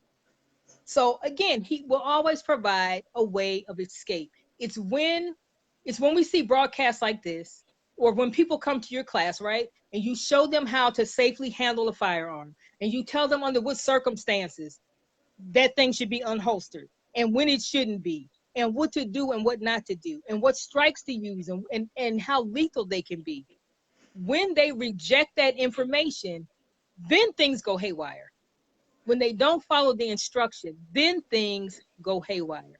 But if we listen, despite how we feel, because if you're ensnared in domestic violence, what you can't trust is your feelings. You cannot trust your feelings. Your feelings have betrayed you, and that's why you're trapped right now. You cannot trust your feelings. That's Pitch right. the feelings, pitch the feelings, and listen to people that you trust. People that you trust. Or people, a domestic violence advocate, someone who does not have a dog in the fight, one way or the other. You know what I'm saying? They're not a family member. They don't hate Ray Ray. They don't hate Shaniqua or whoever these people are that are abusing you. They don't hate them. They don't have any feelings. They don't have any relationship to protect with them. They don't have any loyalty to them. An advocate wants you to live to see another day. An advocate wants you to be safe. So we have to know who to listen to. That's And who right. you don't listen to is the church mother or the pastor who has not even bothered to go get qualified to talk to you about it. That's right. You know, Okay, there's and what people need to understand is you can love a person all you want to. mm-hmm, There's nothing wrong with loving people, but it's foolish to stay in a relationship and be abused almost to death because you love right, somebody. We have to love people enough to leave them or let them go. mm-hmm, And it's sad today because so many people are uninformed. They're unaware of the help that's out there for them. You know, right, there's organizations in every city, you know, mm-hmm, that can help you get away, even if they have to send you out of the state. You know, right, you can get away. mm-hmm, There are many domestic violence shelters that you can go to, you know, and then you have, when it's a man, people feel like a man should, you know, be a man and do what he needs to do to his abusive woman or his abusive wife. And that's not the answer either. Mm-mm. He needs to leave. He He needs to needs to leave. get away. Hmm. Um, Absolutely. bringing a firearm into a domestic violence situation can be very deadly Hmm. to the victim that's being abused. Because number one, going to a CPO class does not teach you how to defend yourself, the way that you need to. Right. CPO classes only inform you on certain things and they teach you firearm safety. You need more than that. You need some other type of training to go along with it, you know. Right. Um, and that's what, we talk about. One of the things that we talk about that I talk about in my classes, and, I'm licensed to teach some other stuff, but you have to be willing to learn and get the information first. Just taking the physical portion of the class does not help you in any situation, whether you're being attacked on the street by some assailant or you're being attacked in your home. You have to Right. use wisdom, and you have to have some sort of skill level in order to be effective and come out on the top. Mm-hmm. Because if you're frantic and you're afraid and you can't control yourself, not only can the firearm be taken from you and used against you, you can shoot and kill the wrong person, Right. you know, because situations like that get chaotic, especially if children are in the home, Mm-hmm. you know. So it's important for people to be informed. It's important for people if they decide that they want the training, yes, you can get it, but at the same time, you need to know when to, like you said, and when not to Right. draw a firearm. Um, it's it's disheartening today that we have so many people who uh, are unmoved by the situation. You know, you Right. have women who have friends who, be, encourage them to stay because of the way the man provides. You know, it doesn't matter how well a man takes care of you, financially, uh, if you're being abused. Right. That's a very unwise or ignorant understanding of how to do things. You Right. know, Right. um, there's been mothers who've encouraged their daughters to stay because of the provider that the man was. Mm-hmm. That has to stop. That You needs to know, stop. you know, and then we have to. I've been teaching my daughters since they were old enough to learn how to defend themselves. You know, Mm-hmm. and Mm-hmm. one of my daughters kind of frightened me because she'll cut you in a minute. Oh, So, not you the one to know, mess with. yeah, so, um, and even with my sister, because of the abuse that I saw, that we saw growing up, I taught my sister how to defend herself. Mm-hmm. And to a degree, she became the abuser, Right. you know. So,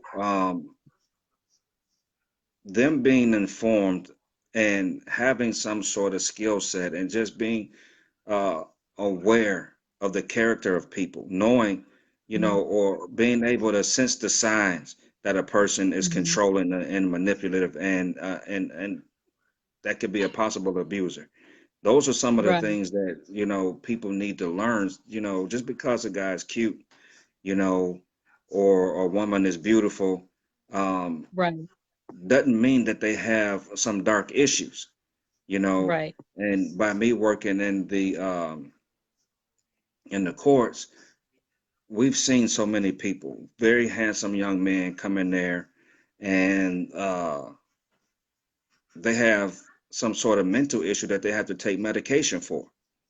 And when Mm-hmm. they're off their medication, and or if they add alcohol or weed or some sort of drug to it, they become very violent, and they Right. wind up in jail for domestic violence situations because they decided to party, not take their meds, and they were Hmm. drinking and smoking, and now they have become abusers, and that Right. happens a lot, you know. And through the years, I've seen so many guys, I've read so many reports where these young men, and when you see them physically, you say this young man couldn't have done that, Right. you know, because the time that they sat in jail before it was time to go to court, they were able to get their meds. So they come That in, changes everything. right? They come in as a completely, with their appearance of a completely sane person. But Hmm. when they get set free and they don't want to take the meds because they feel like the meds control them and they can't be themselves, and Hmm. then they get set off by whatever reason, here is the Jekyll and Hyde again, you know. Right. So, you know, those are some of the things that, I've talked to my daughters a lot about. So they investigate, you know, Investigation is important. right. So, one of Investigation my is daughters, important. she's engaged to a young man now, and she told me she was, a while back, she said she went to use his bathroom and she checked his medicine cabinet and she wrote down all all of the names of the meds that he was taking so she can make sure he wasn't on some sort of psychotropic, you know. Right. And fortunately, it was just medications for asthma. So Okay, so that was a tip for y'all out there, okay? Check the yeah, medicine so cabinet.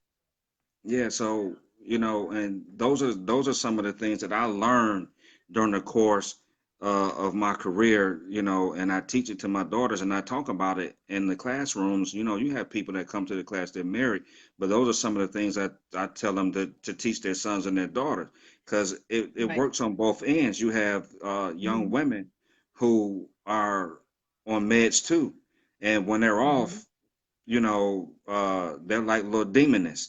So, Right. it's important for people to be educated, It to have is. some sense of awareness, to be attentive, not just because they're hot and they want to do something and then they wind up in a relationship with somebody.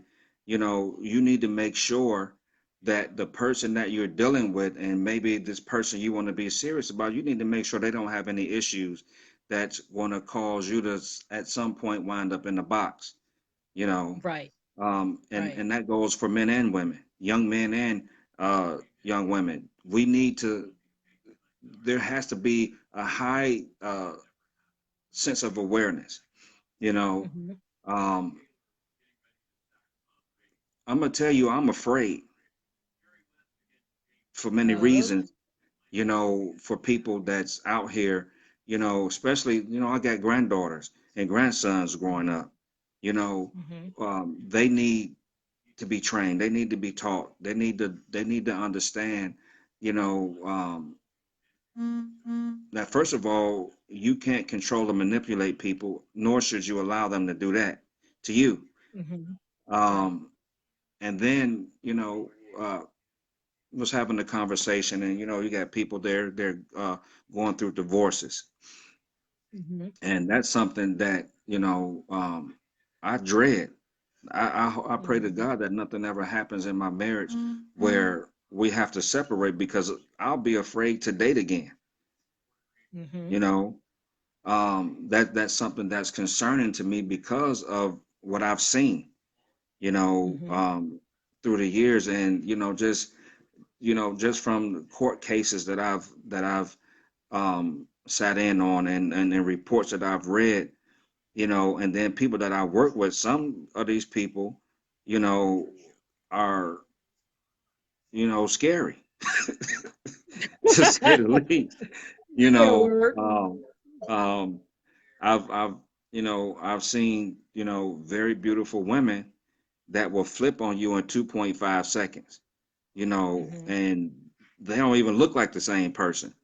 And vice versa. You Hmm. got some guys that are the same way.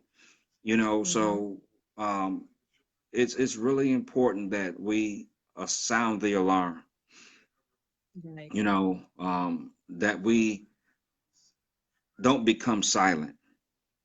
You know, very few people want to hear uh, those things that bring correction and instruction, those things that Mm-hmm. make you tighten up the reins. And this goes. This is biblically. People don't want to hear it when you got to be corrected. Mm-hmm. When you start using those scriptures and verses that bring correction, Right. that set parameters and boundaries. If you want to serve Right. God, they don't want to hear those type of messages, Mm-hmm. and even when it comes to people dealing with emotional or relationship situations, they don't want to hear the things that that's going to cause them to be a little bit more careful or wise. They Right. just want to get into this relationship, or they see they see the good in people, and that's fine. But Mm-hmm. if a person is a psychopath, no matter Right. what they do for you is worth your life. No, no. And if they do anything for you, they're setting you up for something else. That's right. There's a method to their madness. There is a reason for what they are doing, you know? So I am really glad that you were able to get on. I think this was an important discussion. I think that we should all really practice slowing down and doing some introspection. You know, how can I help? I want to say this to pastors, apostles, prophets, ministry gifts. If someone comes to you and says that I'm being abused, I'm being mistreated, what you don't need to do, no matter how anointed you feel that you are, no matter what kind of relationship you think you have with the alleged abuser, you do not need to stomp over to them and have a heart to heart talk with them. Don't do that. You gonna get your member killed when they get home. Mm-hmm. That's not what you do. You don't do that.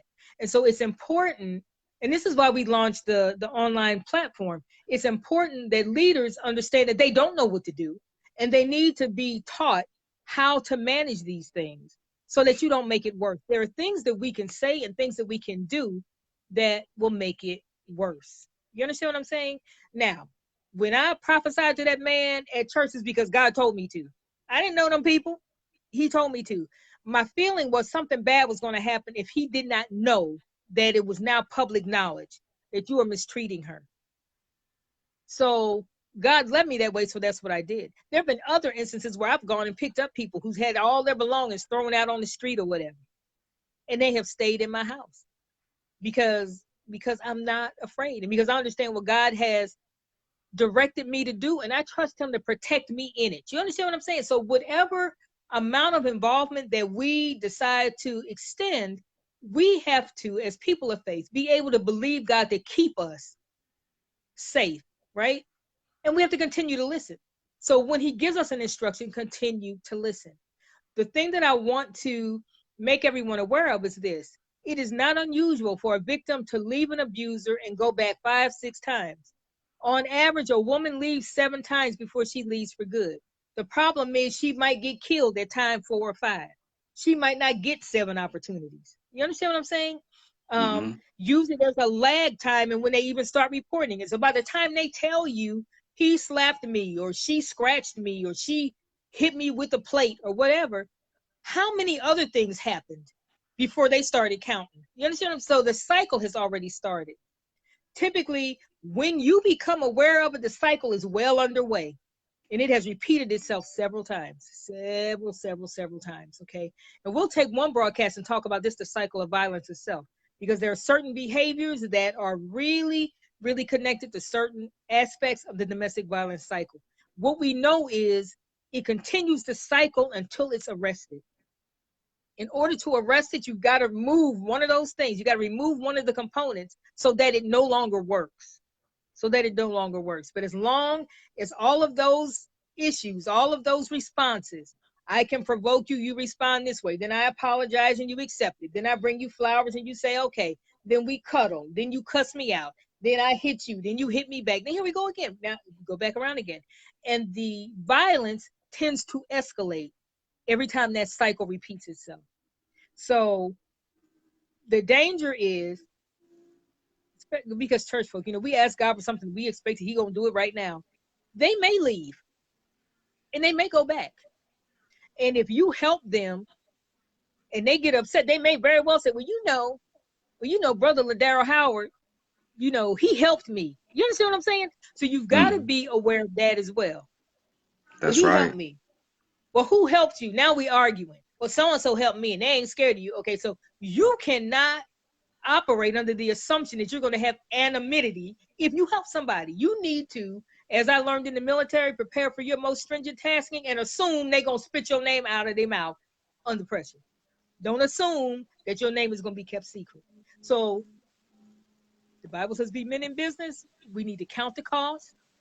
I say we need to all be involved on some level. At the very least, you can give somebody the resources. Okay. That's At the right. very least. If you're not as brazen as we are, you can at least give them the resources. You can tell them to watch the Facebook Lives. You can tell them to find the videos on Facebook. They're on there, right? But you can point them in the right direction. Understand that when you get involved, you're taking a risk. You're taking a risk that your name is going to be thrown out there, used as ammunition. Taking a risk that the abuser is going to decide that they despise you and would like to expunge you. Okay, so all of that is possible.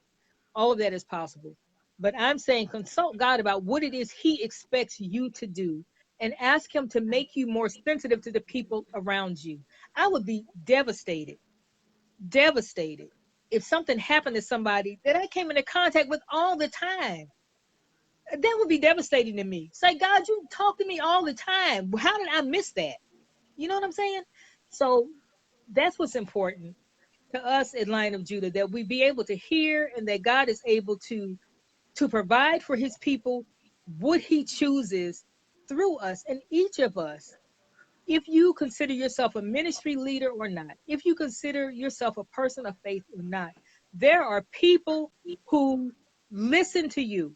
There are people who trust you, who follow you, who admire you, who may not even have ever told you that. So we have a responsibility. We have a responsibility, I believe, to one another. Um, I thank you for joining us on today. I appreciate your perspective. Um, we're not telling people go out and buy firearms. I am saying if you have one, you need to learn how to use it properly, learn how to store it properly, learn when to produce it and when not to produce it. And then you need to address your own emotional and psychological health, because all of that information is useless if you unbalanced. You're going to produce it at the wrong time, store it improperly, somebody's going to get hurt. Okay. So we have a responsibility to keep ourselves safe and to help one another to remain safe as well. So did you want to say anything before we go? Just one last thing, it's very important that if anybody's watching or you know somebody who's in a domestic violence situation, to say something. Mm-hmm. Please. Um, Try to get them some help. You know, the answer is not go and get a gun. That's That's not not the the answer. answer. If at some point you feel like you need to introduce a firearm into your self-defense strategy, then you need to really get informed and trained. Mm-hmm. But the counseling that's available to you, there's a domestic violence association. Mm-hmm. There's help in your city. It's important for you, male or female, to Mm-hmm. go and get some help. If you're a teenage child, you need to tell somebody that you can confide in that something is going Mm-hmm. on and you need to get help. Mm-hmm. Your parent needs help. Maybe it's your mama's boyfriend or your daddy's, Right. maybe it's your stepmother. Whatever the situation, Mm-hmm. if you're in an abusive situation, you need to seek help. There is help available. It's going to change your living uh, situation drastically, Mm-hmm. but you get through and you survive. Right. And there's life on the other side of it. That's right. There's productive life on the other side of it. Um, there's productive life. The thing is, the sooner you can distance yourself from it, the less damage is done to you emotionally, psychologically, the less recovery you really need to do. But it's important that you distance yourself. And I would say that if you feel the need to go and get a firearm, what you probably need to do is get out. That's That's right. what you need to do. That's what you need That's because you right. have to go to sleep. You have to go to sleep sometime. You have to take a shower or a bath sometime. You're not gonna be walking around packing all the time. You can't take it in the shower. You understand? So if things have spiraled out of control to the point where you only feel safe with the firearm, then you're not safe and you need to leave so that you don't end up under arrest for what will appear to be premeditated murder because you were anticipating shooting this person. All right. That's right. That's So right. that whole thing can backfire on you terribly. Now we posted an article last week about a woman who was shot and killed um, on her job, and her daughter. They interviewed her daughter, and her daughter said that her advice. And this girl looked like she might have been 12 or 13 years old. Her advice, she said, it was abusive all the time at home, and her advice to other kids is to tell somebody, to tell an adult exactly what is going on, because if you don't, they cannot help you. That's right. This is from like a 13-year-old child who just lost her mother, so we can get a handle on this. What we have to do is create an atmosphere well it cannot flourish. We have to starve it. That means That's that we right. can't be ignorant about it. We can't be ignorant about what it looks like. We can't be afraid to confront it based on who it is. We have to be able to believe God. If you are, in the inner circle of a pastor, apostle, someone in fivefold ministry, a deacon, or whoever, and you know that they are being abusive, you get a sense that something is wrong. How dare you not say something? Like, how do you not say anything? Well, that's not my business. Well, what is the point of the church? We That's gonna right. all just we gonna all come together 2 or 3 times a week and watch us get picked off one by one? Is that what we're doing? Doesn't make any sense to me. Doesn't make any sense to me. So I can't, and I shared a few weeks back when we first started these broadcasts that years ago there was a young lady in the church who she was shacking, she was shacking with her boyfriend or whatever. And everybody was really kind of disapproving of that, disapproving of her attire. She should know better, blah, blah, blah, blah, blah. And the next thing I know, I'm hearing that he shot and killed her in her sleep. And as a baby Christian, I could not understand why the focus was on the length of her skirt and who she was sleeping with. How come didn't nobody know she was going to die under those conditions? And she had just been in church. And that really impacted me. I thought this should not be. What is the point in serving God, right? If Mm-hmm. my life can get snatched from me and can't nobody tell. I mean, how spiritual are we? He can tell me you're gonna get a new car. He can tell me you're gonna get a promotion on your job, right? But he can't tell me that somebody's getting ready to try to kill you. He didn't warn me about that. That doesn't make any sense. It, And that's not his character. That's not his character. So that means that the shortcoming is in us. The shortcoming is in us. So we need that's to be right. more sensitive. We need to be more sensitive so that we can help each other down here. Life is challenging enough without the isolation and the dehumanization that accompanies domestic violence. It is. Now, so if you join our closed Facebook group, you'll be able to see there's some resources there. If you need a resource, inbox me. If you frazzled and can't think, because sometimes people reach out and say, I just don't know what to do. And I tell them, don't say nothing on Facebook, inbox me. Yo, where are you? Let me help you get connected to some resources in your area. Everybody's in a different place, in a different stage, in a different step, right? The important thing is that they take a step. that they take a step. So even listening to the broadcast is a step. Being able to repeat what we've talked about to someone who may be in need is a tremendous step. But there's something that all of us can do, and there's no excuse. There's no excuse for us not being more sensitive to one another while we're here. All right. I That's right. appreciate you all for tuning in. Please share, share, share, share, share. I'll go back in and put some resources in the comments so that you can find them if you need to. You can always inbox me if you need to. Thank you for coming on. I appreciate, your perspective, especially based on your expertise and, with firearms and the court systems and things like that. We love you all. We are praying for you. We believe that God has an amazing plan for your life, and it does not involve you getting punched in your face. Amen. That's right. All right. God bless you. We'll be back next week. Blessings to you. Bye bye. All right. Bye bye.